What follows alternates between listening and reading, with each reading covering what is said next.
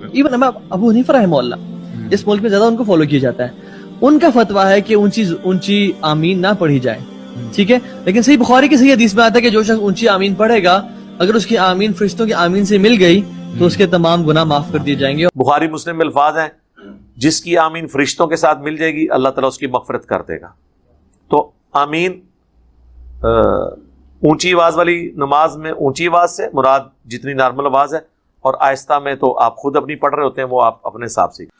الحمدللہ رب العالمین والصلاة والسلام علی سید الانبیاء والمرسلین، اما بعد، اعوذ باللہ من الشیطان الرجیم، بسم اللہ الرحمن الرحیم۔ وقل جاء الحق وزهق الباطل ان الباطل کان زہوقا، آمنت باللہ، صدق اللہ مولانا العظیم۔ معزز ناظرین، آپ نے مرزا جیلمی صاحب کی جہالت اور اقل العقل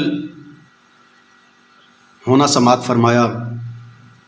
تو مرزا جیلمی صاحب سے کسی نے سوال کیا کہ نماز کے اندر آمین بلند آواز سے کی جائے یا پھر آہستہ آواز سے، تو مرزا جیلمی صاحب نے بخاری شریف اور مسلم شریف کی حدیث پیش کی۔ تو ہم بھی پیش کریں گے حدیث، وہی حدیث ہم بھی پیش کریں گے، لیکن کریں گے وہاں سے جس کو یہ خود پروموٹ کرتا ہے، جس کی تقاریضات اس نے خود کی ہیں۔ اسلام 360 ایپ، زاہد چھیپا کا جو ایپ ہے، اس کی یہ بڑی پروموشن کرتا ہے، بڑا اس کو پروموٹ کرتا ہے کہ اس کے اندر بہت زبردست احادیث مقدسہ کی ترجمانی کی گئی ہے۔ تو ہم بھی وہیں سے حدیث پیش کرتے ہیں، حدیث بھی ہم وہی پیش کریں گے جو اس نے پیش کی ہے، لیکن آپ نے اس کی عقل کا خود محاسبہ کرنا ہے، حساب لگانا ہے کہ اس کے اندر عقل کتنی ہے۔ تو چلے جناب والا، ہم یہ دیکھتے ہیں کہ یہ حضرت صاحب وہ چیزیں بھی بخاری اور مسلم شریف سے نکالنے کی کوشش کرتے ہیں جو بخاری و مسلم میں ہے ہی نہیں۔ حالانکہ اس نے حدیث مقدسہ پڑھی کہ حضور علیہ الصلوۃ والسلام نے ارشاد فرمایا کہ قال الامام غیر المغضوب علیہم ولا الضالین، کہ حضور علیہ الصلوۃ والسلام نے ارشاد فرمایا کہ جب امام غیر المغضوب علیہم ولا الضالین کہے تو تم نے کیا کہنا ہے؟ فقولوا آمین، تو تم نے کہنا ہے آمین۔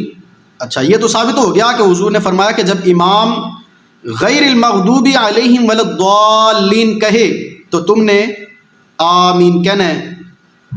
لیکن مرزا صاحب یہ کہہ رہے تھے کہ دیکھیں مسلم بخاری میں موجود ہے، اونچی آواز کے ساتھ آمین کہنا مسلم بخاری میں موجود ہے، حالانکہ واضح الفاظ موجود ہیں، خود اس نے بولے بھی ہیں۔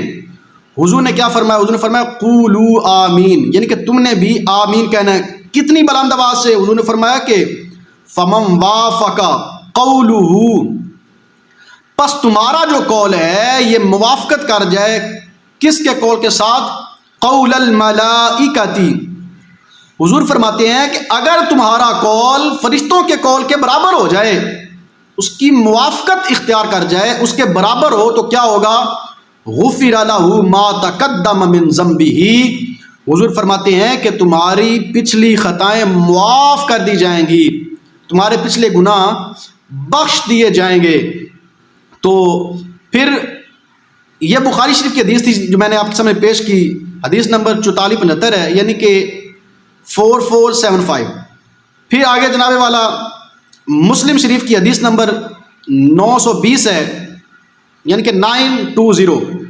اس کے اندر راوی کون ہے؟ حضرت ابو ہریرہ رضی اللہ تعالیٰ عنہ۔ وہ روایت فرماتے ہیں کہ حضور علیہ الصلوۃ والسلام نے ارشاد فرمایا کہ قال رسول اللہ صلی اللہ تعالیٰ علیہ وسلم اذا قال القارئ، کہ جب قاری کہے، یعنی کہ جب امام کہے تو تم نے کیا کرنا ہے؟ امام کیا کہے؟ امام کہے غیر المغضوب علیہم ولا الضالین، جب قاری غیر المغضوب علیہم ولا الضالین کہے تو تم نے کیا کہنا ہے؟ فقال من خلفہ آمین، حضور نے فرمایا کہ فقال من خلفہ آمین، تو پس جو امام کے پیچھے ہیں، جو امام کے پیچھے انہوں نے کیا کہنا ہے؟ آمین۔ تو لو جی حضور کے اس فرمان کو لیتے ہوئے مرزا صاحب نے کہا دیکھو جی مسلم بخاری میں موجود ہے کہ اونچی آواز میں اونچی آمین کہنا ہے، تو آہستہ آواز والی نماز میں آہستہ آمین کہنا ہے. حالانکہ حضور علیہ الصلوۃ والسلام کا فرمان آگے بھی موجود ہے. حضور نے فرمایا کہ وافق قولہ قول اہل السماء، کہ اگر تمہارا قول قول اہل السماء یعنی کہ فرشتوں کے، آسمان والوں کے قول کے برابر ہو گیا، موافقت اختیار کر گیا، تو کیا ہوگا؟ غفر لہ ما تقدم من ذنبہ. حضور نے ارشاد فرمایا کہ تمہارے پچھلی خطائیں جو ہیں، تمہارے جو پچھلے گناہ ہیں، وہ اللہ تبارک و تعالیٰ معاف فرما دے گا، وہ معاف فرما دی جائیں گی. تو مرزا صاحب ان احادیث مقدسہ سے یہ ثابت کرنا چاہ رہے تھے کہ بلند آواز کے اندر آمین کہنا مسلم و بخاری میں موجود ہے. تو جناب آج تک آپ نے کبھی ملائکہ کی آمین کو سنا ہے؟ بلند آواز کے اندر جب آپ کے سامنے قاری قرات کر رہا ہوتا ہے، قاری غیر المغضوب علیہم ولا الضالین جب کہتا ہے، تو پیچھے سے جو جیلمی صاحب شور ڈالتے ہیں بلند آواز کے ساتھ، آمین کرتے ہیں.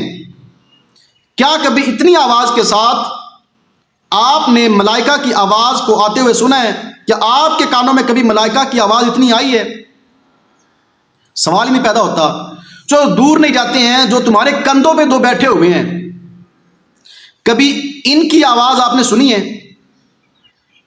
کبھی ان دو ملائکہ کی آپ نے آواز سنی ہے؟ سوال ہی نہیں پیدا ہوتا. تو جناب اگر یہ بات ہے تو پھر حضور علیہ السلام نے ارشاد فرمایا کہ جب امام سمی اللہ لمن حمیدہ کہے تو تم کیا کہو؟ ربنا ولک الحمد. تو جناب پھر آپ ربنا ولک الحمد کو بلند آواز میں کیوں نہیں کہتے ہیں؟ چاہیے تو یہ ہے پھر وہ بھی اس کو بھی بلند آواز کے ساتھ کہا جائے، کیونکہ حضور نے فرمایا کہ جب امام سمی اللہ لمن حمیدہ کہے تو تم کہو ربنا ولک الحمد. تو ربنا ولک الحمد کو بلند آواز سے کیوں نہیں کہا جاتا؟ تو جناب یا تو پھر دونوں کو بلند آواز سے کہو تم، لیکن ہمارا جو موقف ہے کہ دونوں کو ہی آہستہ آواز میں کہا جائے، کیونکہ حضور علیہ السلام کا فرمان ہے وافق الملائکہ، یعنی کہ جس کا قول ملائکہ کے قول کے برابر ہو گیا، اللہ تبارک و تعالیٰ اس کی پچھلی خطائیں معاف فرما دے گا. تو جیلمی صاحب جو چیز مسلم و بخاری سے نہیں مل رہی وہ بھی دھکے سے نکالنے کی کوشش کرتے ہیں. تو میں مرزا جیلمی کے فالوور سے یہ کہوں گا کہ جناب آج تک اپنے ایمان کو حاضر ناظر رکھ کے آپ بتائیں، کبھی آپ نے ملائکہ کی آواز سنی ہے جب قاری کہے غیر المغضوب علیہم ولا الضالین تو پیچھے سے کسی فرشتے نے یہ کہا بلند آواز سے آمین تمہارے علاوہ؟